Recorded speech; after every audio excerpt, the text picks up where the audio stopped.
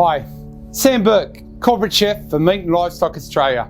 I'm here to show you creative ways of cooking Australian red meat over fire. Why? Because I find it liberating. It provides romance, flavour and theatre. Today's dish, Australian char-grilled beef tenderloin over the open fire.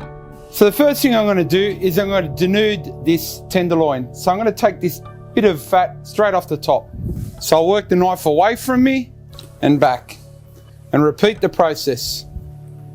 You want to be careful with this because there's a lot of meat that can easily come off if you're not careful denuding it. This is the Rolls Royce of beef.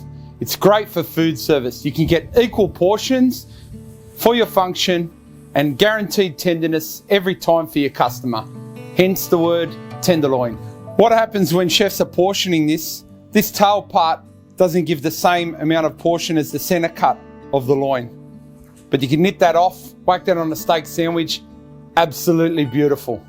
Pro tip, don't throw that away. Render it down, you can use it in stock or you can use it in oil to toss through your lovely roast potatoes to accompany a tenderloin for your customers. Let's season our tenderloin with our thyme and rosemary brush, sea salt, cracked black pepper. I'll get these wonderful vegetables into the wood-fired oven, take the tenderloin over to the char grill with our wonderful jus.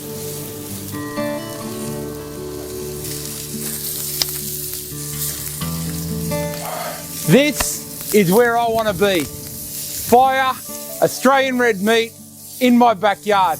I'm in paradise. This is my happy place. Temperature is vital with a cut like this. You must get it to about 56 to 58, so it can raise to about 62 to 65 when you're resting. This will give the unique, beautiful, medium rare consistency we want. Wow, the Rolls Royce of beef. We've cooked it on the barbecue, we've rested it, it's ready to go. We'll catch you next time in the backyard for more red meat over fire.